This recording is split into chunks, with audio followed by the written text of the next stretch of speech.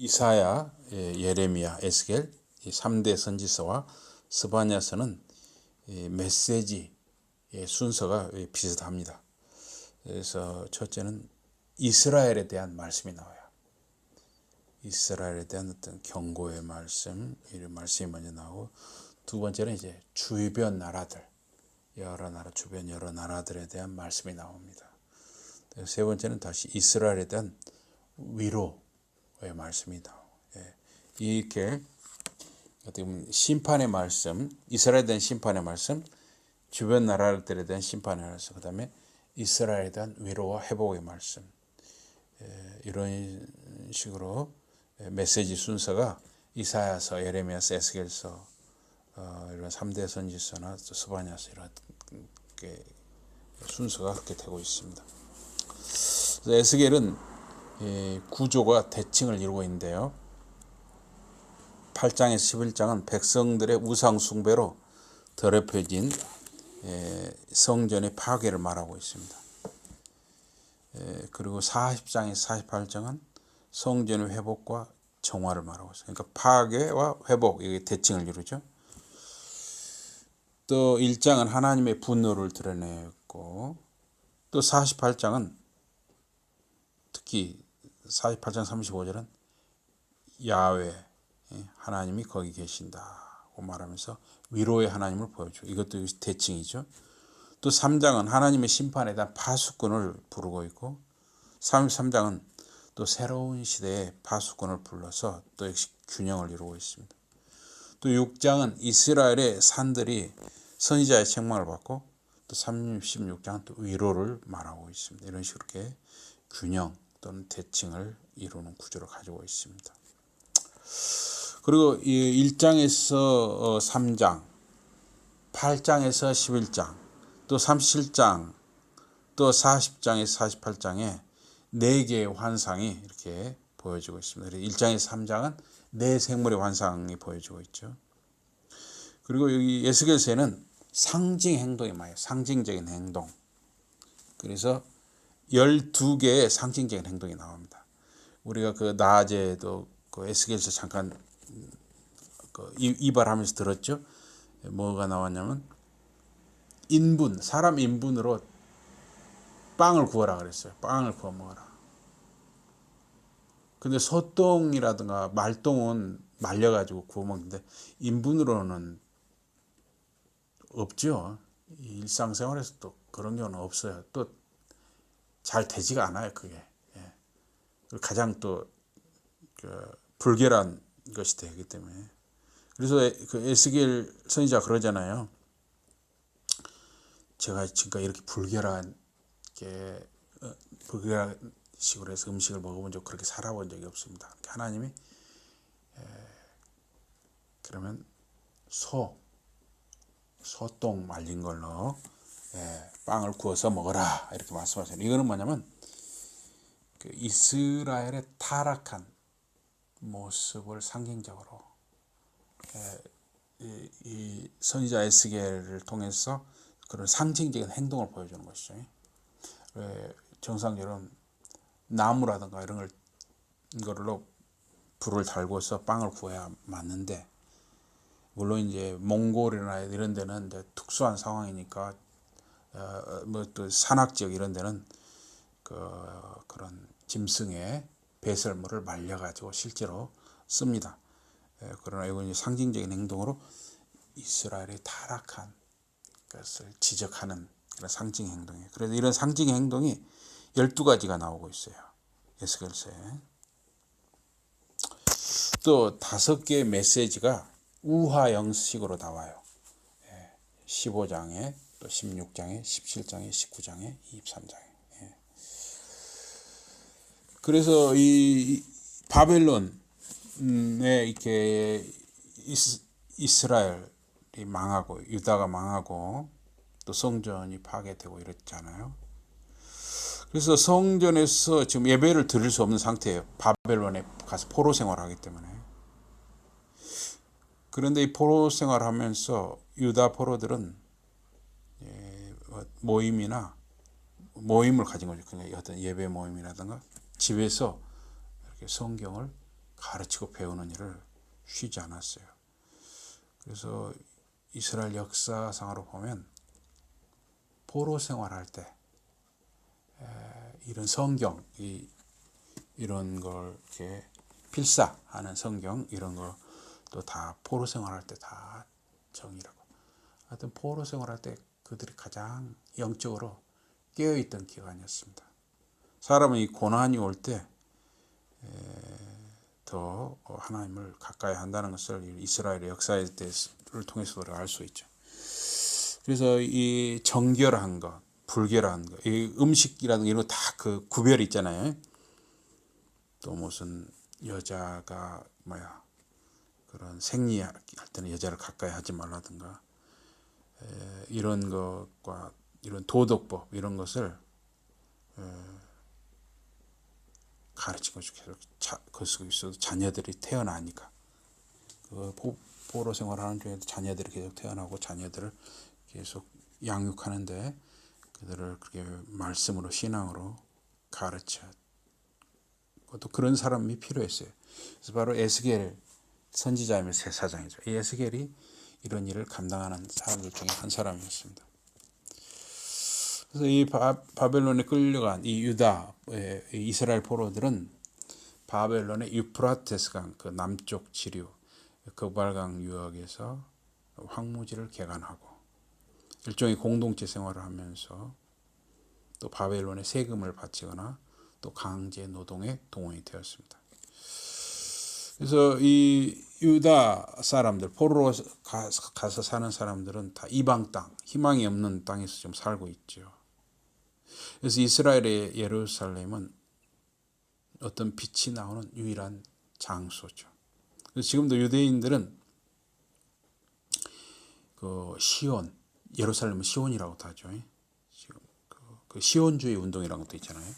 그래서 지금도 이 유대인들에게는 예루살렘은 가장 어떤 빛, 생명의 빛이 나오는 유일한 장소로 믿는 곳이죠. 그래서 그런 빛이 꺼져버린다면 이스라엘은 하나님과 분리되어서 이방인으로 절망적인 밤의 상태로 빠져들게 됩니다.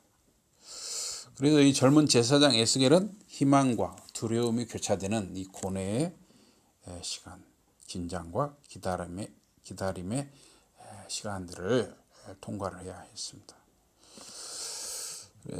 가운데 이 에스겔 선지자에게 그발 강가에서 하늘이 열리고 하나님의 세계에 떠올라온 광경을 보도록 허락하신 것은 아주 기적적인 일이었죠. 기적적인 변화였죠.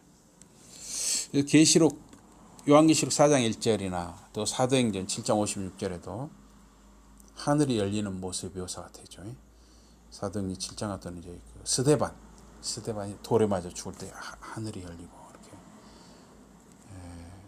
그 스데반을 이렇게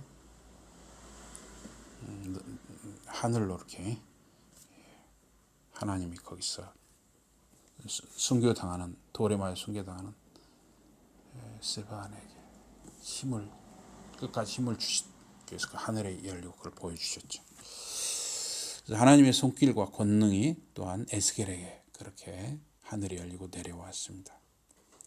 그래서 이사야에게도 그런 권능이 임했거든요.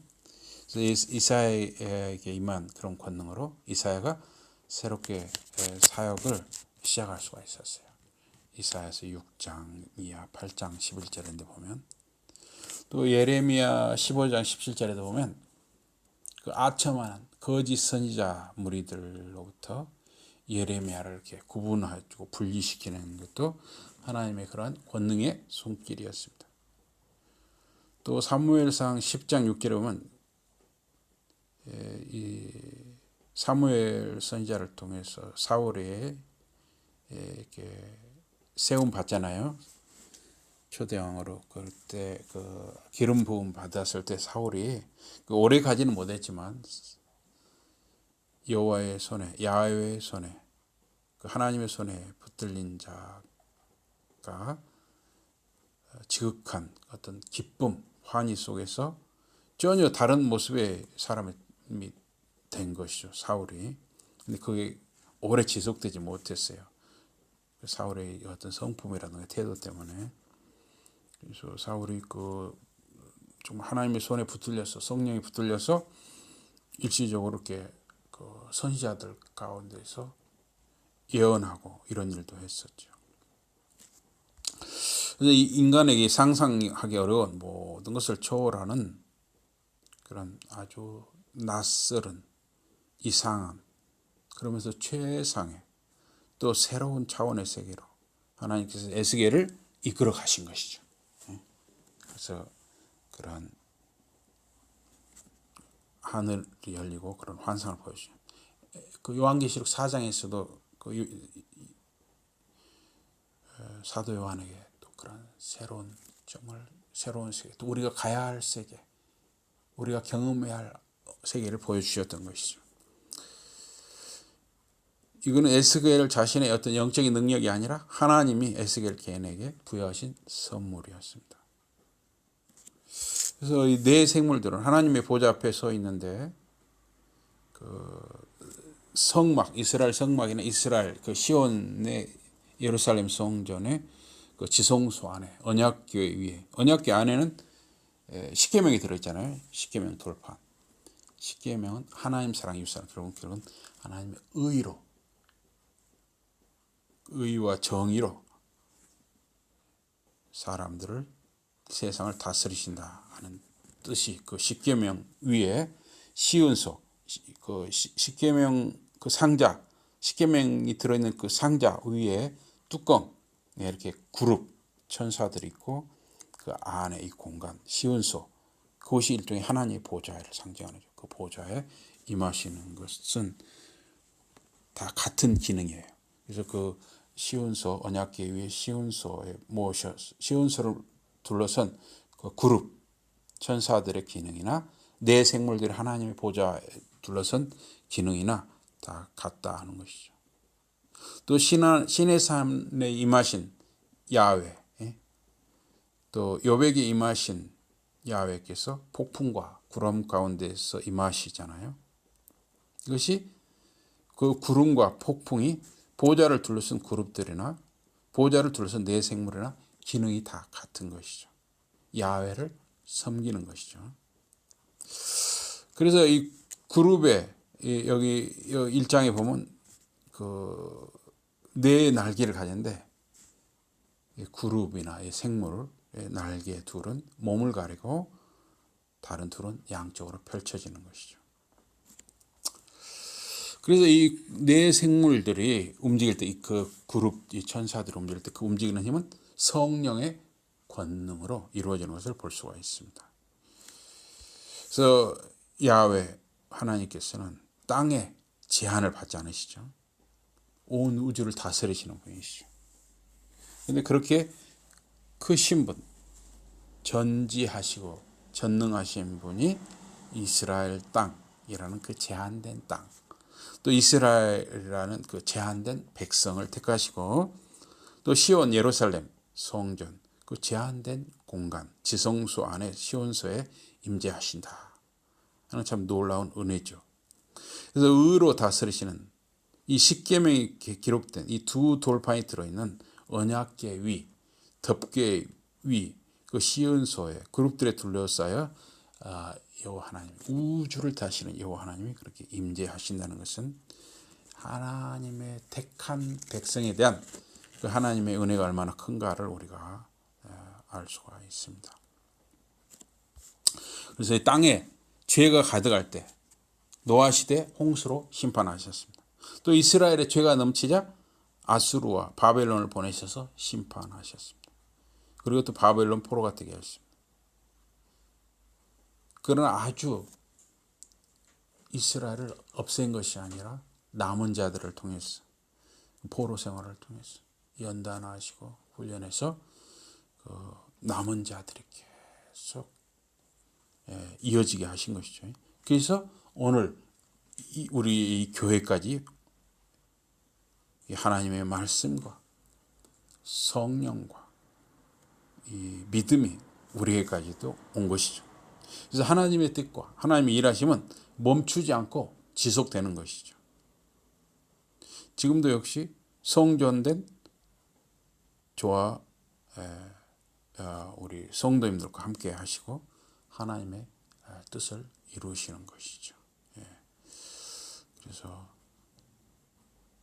어떠한 상황 속에서 지금 이제 어떻게 보면 노아 시대의 홍수, 또 이스라엘에 대한, 유다에 대한 바벨론 심판처럼 이 시대에 이렇게 어떤 이 코로나가 를 통해서 분명히 하나님의 말씀하심과 심판의 그런 기능이 있는 것이죠.